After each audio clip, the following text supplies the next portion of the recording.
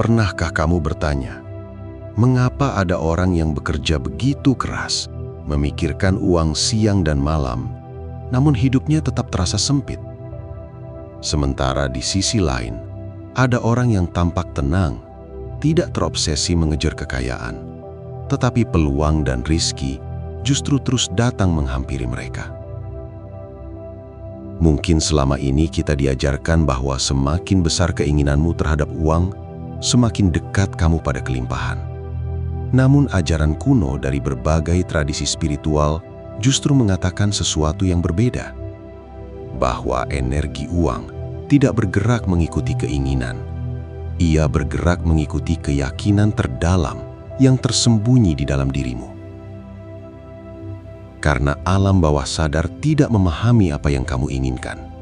Ia hanya memantulkan apa yang benar-benar kamu percayai. Seseorang bisa berkata, "Aku ingin kaya." Tetapi jika di kedalaman batinnya ia percaya bahwa dirinya tidak pantas menerima kelimpahan, maka seluruh energinya akan diam-diam menolak rezeki itu datang. Dan anehnya, penolakan itu sering tidak terlihat. Ia muncul dalam bentuk keraguan kecil, rasa takut kehilangan, rasa bersalah saat menerima uang, atau keyakinan lama bahwa hidup harus selalu sulit. Disinilah banyak orang terjebak. Mereka mencoba menarik uang dengan afirmasi, kerja keras, bahkan ritual spiritual. Tetapi di saat yang sama, batin mereka masih memegang frekuensi kekurangan. Seperti seseorang yang menyalakan lilin sambil terus menuangkan air ke apinya sendiri. Dalam video ini, kita akan menyelami sebuah rahasia yang jarang dibahas secara mendalam. Bagaimana keyakinan tersembunyi membentuk hubunganmu dengan uang? Mengapa sebagian orang tanpa sadar menolak kelimpahan? Dan bagaimana energi batin sebenarnya menentukan apakah rizki merasa aman untuk mendekat kepadamu?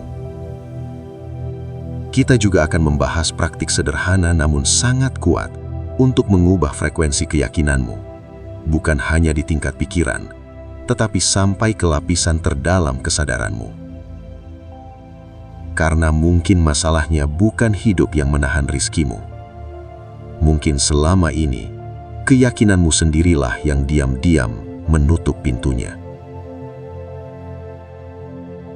Sebelum kita melangkah lebih jauh, saya ingin bertanya terlebih dahulu.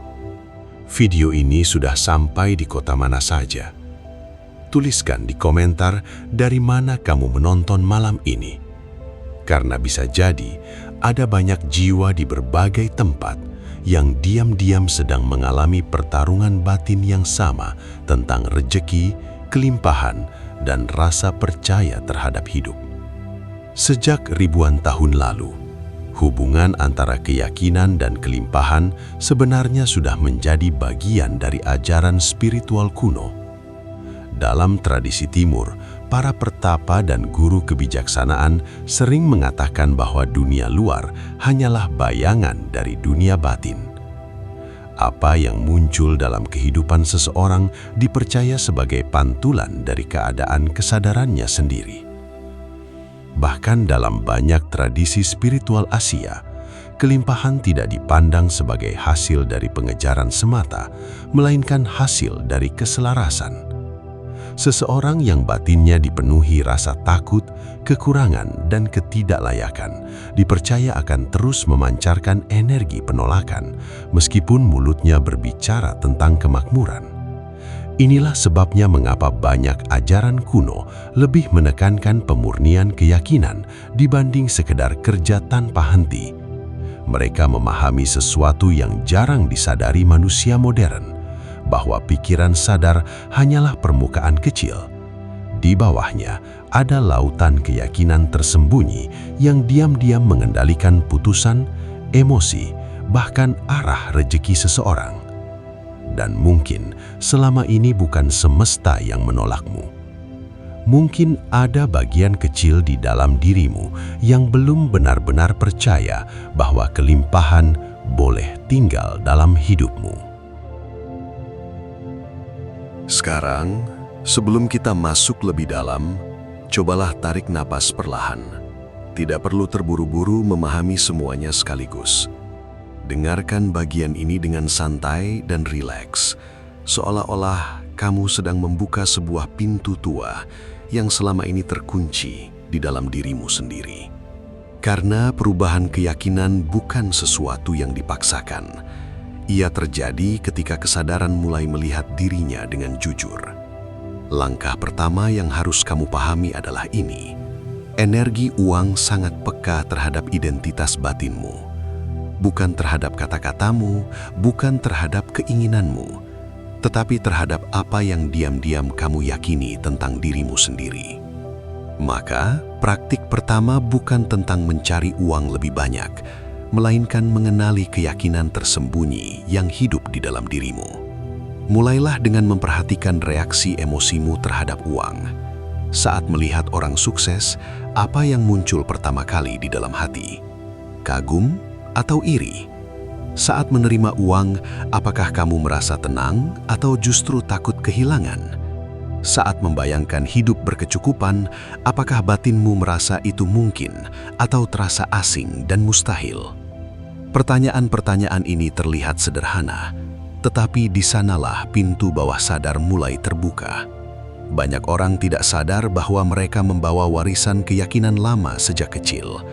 Kalimat seperti orang kaya pasti serakah, uang sulit dicari, atau hidup memang harus menderita sering tertanam begitu dalam sampai menjadi identitas tersembunyi. Dan identitas itulah yang akhirnya memancarkan frekuensi kekurangan setiap hari. Karena itu, praktik kedua adalah mengganti dialog batin secara perlahan. Bukan dengan afirmasi kosong yang dipaksakan, tetapi dengan kalimat yang terasa hidup dan bisa diterima kesadaranmu. Misalnya, daripada berkata, "Aku pasti kaya raya," mulailah dengan, "Aku sedang belajar merasa aman menerima kelimpahan." Kalimat seperti ini lebih lembut tetapi jauh lebih kuat. Karena bawah sadar tidak menyukai kebohongan. Ia hanya membuka diri pada sesuatu yang terasa mungkin dan nyata. Lalu, praktik berikutnya yang sangat penting adalah membangun rasa aman terhadap uang. Ini adalah bagian yang sering diabaikan. Sebagian orang sebenarnya tidak takut miskin. Mereka takut perubahan yang datang bersama kelimpahan. Takut dihakimi, takut kehilangan orang lain, takut gagal mempertahankan kekayaan, atau takut hidupnya berubah terlalu jauh. Tanpa sadar, ketakutan itu membuat energi mereka menolak uang datang lebih dekat. Maka setiap kali kamu menerima uang, sekecil apapun, berhentilah sejenak. Jangan langsung panik memikirkan kekurangan berikutnya. Latih dirimu untuk merasakan rasa cukup, meskipun hanya beberapa detik. Karena rasa cukup adalah sinyal aman bagi bawah sadar, dan sesuatu yang merasa aman akan lebih mudah bertumbuh.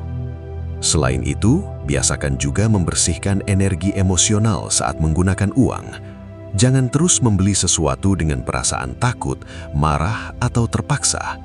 Emosi meninggalkan jejak. Jika setiap transaksi dipenuhi tekanan batin, maka hubunganmu dengan uang perlahan dipenuhi frekuensi stres. Sebaliknya, cobalah melatih kesadaran sederhana saat memberi atau menerima uang.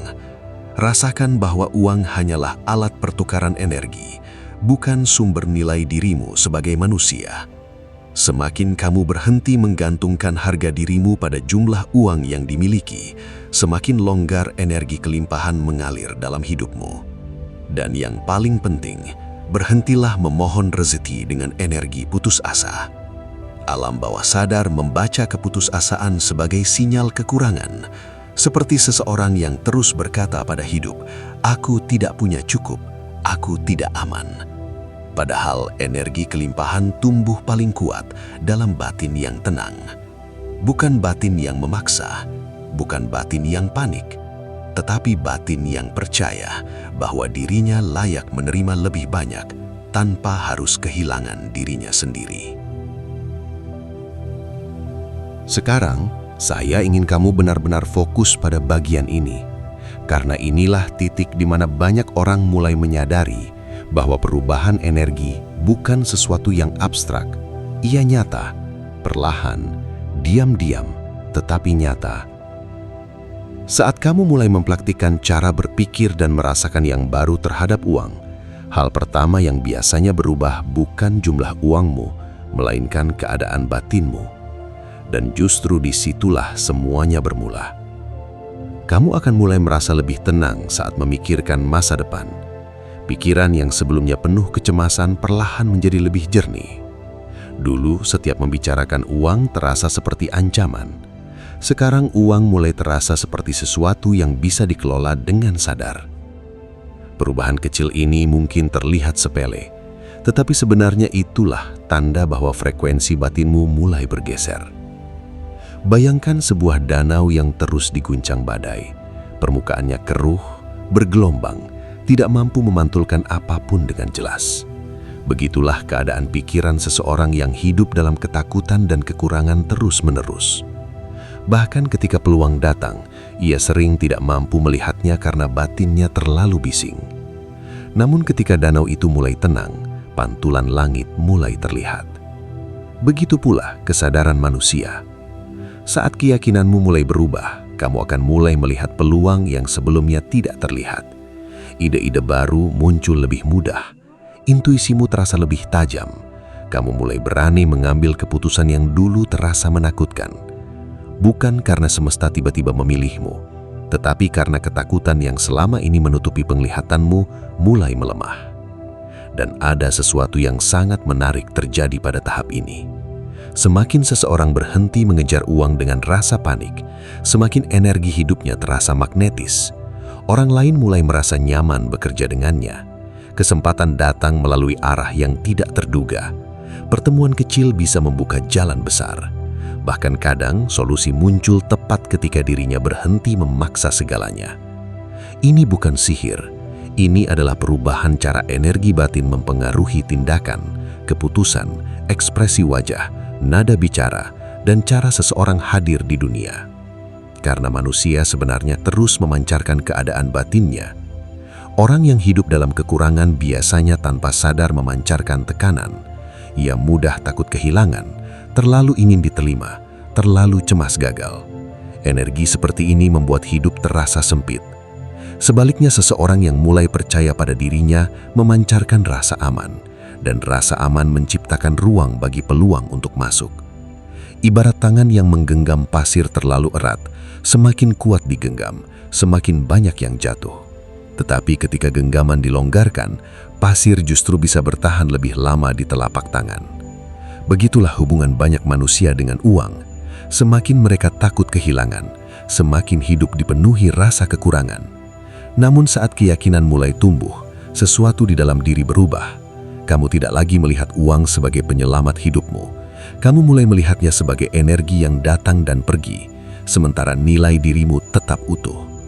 Dan anehnya, justru pada titik itulah uang mulai lebih mudah mendekat. Selain perubahan emosional, praktik ini juga mulai mempengaruhi tindakan sehari-hari. Kamu menjadi lebih sadar dalam mengambil keputusan, tidak lagi membeli sesuatu hanya untuk menutupi luka batin atau mencari pengakuan, tidak lagi bekerja hanya karena takut gagal. Sedikit demi sedikit, hidupmu mulai bergerak dari energi bertahan hidup menuju energi menciptakan kehidupan. Ini adalah perbedaan yang sangat besar. Orang yang hidup dalam mode bertahan hidup biasanya hanya bereaksi terhadap keadaan. Mereka bergerak karena takut, sementara orang yang hidup dalam keyakinan mulai bergerak karena visi batin. Dan ketika tindakan lahir dari keyakinan yang tenang, energi yang diciptakan pun berbeda. Kamu mungkin belum langsung menjadi kaya dalam semalam, tetapi kamu akan mulai merasakan sesuatu yang lebih penting. Hubunganmu dengan hidup tidak lagi dipenuhi rasa perang. Karena kelimpahan sejati selalu tumbuh lebih dulu di dalam kesadaran sebelum akhirnya muncul di dunia nyata. Sekarang, mari kembali fokus. Karena ada satu hal yang jarang sekali dibahas ketika orang berbicara tentang manifestasi, energi uang, atau kelimpahan. Tidak semua keyakinan bekerja secara sadar. Sebagian keyakinan paling kuat justru tersembunyi di bagian terdalam diri kita dan sering menyamar sebagai kepribadian. Ada orang yang berkata dirinya realistis, padahal sebenarnya ia takut berharap terlalu tinggi. Ada yang merasa dirinya sederhana, tetapi diam-diam percaya bahwa kekayaan bukan untuk orang seperti dirinya. Ada pula yang terus bekerja keras tanpa henti karena merasa dirinya hanya berharga jika terus berjuang. Dan yang paling berbahaya, keyakinan-keyakinan ini terasa normal karena sudah hidup begitu lama di dalam diri. Inilah mengapa sebagian orang tetap merasa kosong bahkan setelah mendapatkan uang yang mereka inginkan. Sebab masalah utamanya bukan jumlah uang, melainkan identitas batin yang belum berubah. Bayangkan seseorang yang sepanjang hidup percaya bahwa dirinya selalu kekurangan. Ketika uang datang, bawah sadarnya merasa kondisi itu asing, tidak nyaman. Akibatnya, tanpa sadar ia mulai menciptakan kekacauan baru. Keputusan impulsif, ketakutan berlebihan, kehilangan arah, atau terus menarik situasi yang membuat dirinya kembali merasa kekurangan. Seolah-olah hidup sedang mengembalikannya ke identitas lamanya. Karena bawah sadar selalu berusaha mempertahankan apa yang dianggap familiar, bahkan jika itu menyakitkan. Inilah sebabnya banyak tradisi spiritual kuno tidak hanya mengajarkan cara menarik kelimpahan, tetapi juga mengajarkan cara memperluas kapasitas diri untuk menerimanya. Sebab menerima seringkali lebih sulit daripada mengejar. Banyak orang sanggup bekerja keras demi uang, tetapi tidak sanggup merasa tenang ketika uang itu benar-benar datang. Mereka terus merasa bersalah saat beristirahat, merasa takut saat hidup mulai membaik, merasa cemas ketika tidak lagi hidup dalam perjuangan. Padahal tanpa sadar, mereka sudah kecanduan energi kesulitan. Dan ini adalah paradoks yang sangat halus. Sebagian manusia tidak benar-benar takut miskin. Mereka takut kehilangan identitas lama mereka. Karena selama bertahun-tahun, penderitaan menjadi sesuatu yang mereka kenali, menjadi rumah bagi kesadaran mereka. Maka ketika hidup mulai berubah, ada bagian kecil di dalam diri yang panik.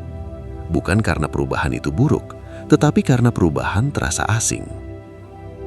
Di titik inilah kesadaran menjadi sangat penting. Kamu harus mulai mengamati dirimu sendiri dengan jujur.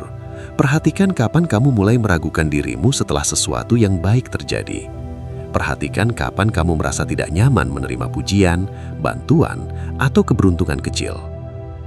Karena seringkali penolakan terhadap kelimpahan muncul dalam bentuk yang sangat halus. Dan semakin kamu sadar terhadap pola itu, semakin besar kemampuanmu untuk melepaskannya. Namun ada satu nuansa penting yang juga harus dipahami. Keyakinan bukan berarti duduk diam dan berharap semesta bekerja sendiri. Itulah kesalahpahaman yang sering terjadi. Keyakinan sejati justru melahirkan tindakan yang tenang dan konsisten. Ia bukan rasa malas yang dibungkus spiritualitas. Ia adalah keadaan batin yang membuat seseorang mampu bergerak tanpa dikuasai ketakutan. Seperti akar pohon yang diam di dalam tanah, tetapi diam-diam menopang seluruh pertumbuhan di atasnya. Orang yang dipenuhi keyakinan tidak selalu bergerak paling cepat, tetapi langkahnya memiliki arah yang jelas. Ia tidak mudah runtuh hanya karena penolakan sementara atau hasil yang belum terlihat. Karena ia tidak lagi menggantungkan seluruh harga dirinya pada hasil sesaat. Dan mungkin disinilah rahasia yang selama ini jarang dipahami banyak orang. Energi uang bukan tertarik pada manusia yang paling memaksa. Ia lebih mudah mendekat pada manusia yang batinnya cukup tenang untuk percaya bahwa dirinya memang layak menerima kehidupan yang lebih luas. Pada akhirnya, mungkin hidup bukan sedang menguji seberapa keras kamu menginginkan uang. Mungkin hidup sedang melihat seberapa dalam kamu percaya bahwa dirimu layak menerima kelimpahan tanpa rasa takut. Karena sepanjang video ini, kita telah melihat satu hal yang sangat penting. Uang bukan hanya persoalan kerja, strategi, atau keberuntungan semata. Ia juga berkaitan dengan keadaan batin yang terus kamu pancarkan setiap hari. Kita membahas bagaimana keyakinan tersembunyi membentuk hubunganmu dengan rezeki. Bagaimana rasa takut, rasa tidak layak, dan identitas lama diam-diam bisa menutup pintu kelimpahan, bahkan ketika mulutmu terus berkata, ingin hidup lebih baik. Kita juga memahami bahwa perubahan besar tidak dimulai dari dunia luar, tetapi dari cara kesadaran memandang dirinya sendiri. Saat seseorang mulai merasa aman menerima lebih banyak, saat ia berhenti hidup dalam energi panik, saat ia tidak lagi menggantungkan harga dirinya pada jumlah uang yang dimiliki, disitulah sesuatu mulai berubah. Bukan hanya dalam pikirannya, tetapi dalam cara ia berjalan, berbicara, mengambil keputusan, dan merespon kehidupan. Dan perlahan, realitas di luar mulai mengikuti perubahan itu. Karena dunia seringkali bukan cermin dari keinginan kita, melainkan cermin dari keyakinan terdalam yang kita simpan diam-diam.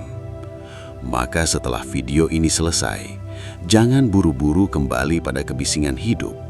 Cobalah duduk sejenak dalam keheningan. Tanyakan dengan jujur kepada dirimu sendiri. Keyakinan apa yang sebenarnya hidup di dalam diriku tentang uang, kelimpahan, dan diriku sendiri? Jawaban dari pertanyaan itu mungkin akan mengubah lebih banyak hal dibanding 1000 motivasi yang pernah kamu dengar. Dan ingat, kelimpahan sejati bukan hanya tentang memiliki lebih banyak, tetapi tentang menjadi seseorang yang akhirnya tidak lagi hidup dalam rasa kekurangan. Jika video ini menyentuh sesuatu di dalam dirimu, biarkan itu menjadi awal untuk mengenali dirimu lebih dalam. Karena bisa jadi, pintu rizki yang selama ini kamu cari di luar, sebenarnya sedang menunggu dibuka dari dalam dirimu sendiri.